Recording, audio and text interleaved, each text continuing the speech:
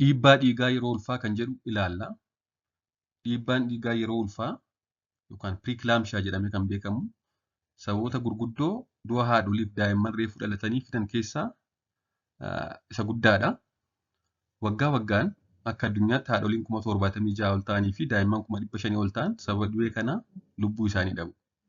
Biyya keenyattis dhangala'uu dhiigaa kan yeroo ulfaa jechuudha. Isa kanatti aansee sababa lammaffaa du'a haadholiin kan fidudha. Du'a haadholii yeroo ulfaa kan fidan keessaa kan jalqabaa baay'ee dhiiguu yeroo ulfaadha. Da'umsa duras haa ta'u da'umsa booda sanatti aansee garuu dhiibbaa dhiigaa yeroo ulfaa dhufudha. Mee waa'ee kanaa ka'umsa isaa, mallattoo isaa fi furmaata isaa waliin haa ilaallu. Dhiibbaan dhiigaa yeroo ulfaa kun egaa dhukkuba dubara ulfa taate yookaan dhiyeenya deesse erga deessee booda dhiyeenya deesse irratti miidhaa fiduu fi dhiibbaa dhiigaa garmalee ol kaasudha. Dhukkubni kun haadha qofa osoo hin ta'in miciree gadameessa keessa jiru akkasumas kan dhalachuuf jedhus isarrattis miidhaa kan qaqqabsiisudha. Yoo yeroon adda ba'ee baramee hin yaalamu ta'e gaaga'umsa fayyaa guddaa hanga lubbuu haadhaaf daa'imaa dhabamsiisutti kan ga'udha. Akkuma amma jennee akka addunyaatti haadholiif dubartoota yeroo ulfaa akkasumas daa'imman gadameessa isaanii keessa jiran dabalatee hedduu irratti miidhaa geessisa. Yoo yeroon adda ba'ee hin yaalamne. Dhiibbaan dhiigaa yeroo ulfaa yoom mudataa? Yeroo ulfaa yeroo akkamii mudata yoo isa jedhuu fi dhiibbaan dhiigaa ulfa waliin qabatu yeroo kamiyyuu mul'achuu danda'a. Haa ta'u malee yeroo baay'ee walakkeessa ulfa lammaffaa jechuunis second trimester kan jedhamudha. Naannoo torban 20ffaa booda kan mudatudha baay'inaan. Haa ta'u malee da'umsa boodas dhufuu danda'a. Erga deessee boodallee mul'achuu danda'a wanti kun. Maaltu fidaa? Sababa maalii haadholiitti dhufa wanti kun kan jedhuu fi eenyufaatti godhata jennee ilaallee dubartiin kamtuu yeroo ulfaa dhibee kana godhachuu dandeessi. Sababni ol ka'uu dhiibbaa dhiigaa yeroo ulfaa fidu dhibbaa dhibbatti kana jedhamee beekamuu baatus kan kanaaf carraa ol ka'aa qaban tokko ulfa jalqabaa yoo ta'e yeroo jalqabaa daa'imni gadameessa keessa jiru yeroo jalqabaa da'uuf jedhu yoo ta'e akkasumas kana dura dhiibbaan dhiigaa yeroo ulfaa irratti mul'atee yoo beeka ta'e mucaa kanaan dura yeroo godhatan dhiibbaan dhiigaa yeroo ulfaa ol ka'ee beeka yoo ta'e.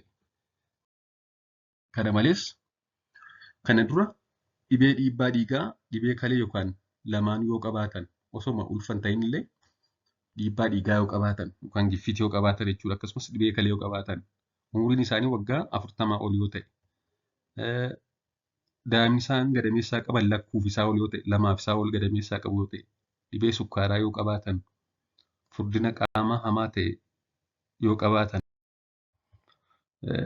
isaan kun egaa kanneen dhiibbaa dhiigaaf yeroo ulfaa haadholii saaxilanidha. Haa ta'u malee osoo kanneen kana keessaa sababa tokko qabaatiin kan godhachuu danda'an jiru.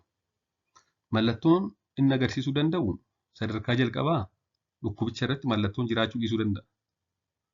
Mallattoo tokko arguu dhiisuu danda'u jechuudha osoo ol ka'uu dhiibbaa dhiigaa qabaatanii. Yeroo qorannoo dhiibbaan dhiigaa ol ka'u fincaan irrattis pirootiiniin dabaluun ni mul'ata. Kanaafidha haadholiin yeroo ulfaa osoo mallattoo tokko qabaatiin kan isaan yeroo yerootti dhiibbaa dhiigaa isaanii lakkaa'amuu qaban mallattoo godhachuu dhiisuu waan ta'eef dhiibbaan dhiigaa isaanii mallattoo agarsiisuu dhiisuu danda'a waan ta'eef yoo dhiibbaan dhiigaa isaanii immoo 140-90 ol ta'e fincaan isaaniis ni ilaalama pirootiiniif jechuudha. Yeroo kana dhiibbaan dhiigaa ol ka'eera jedhama.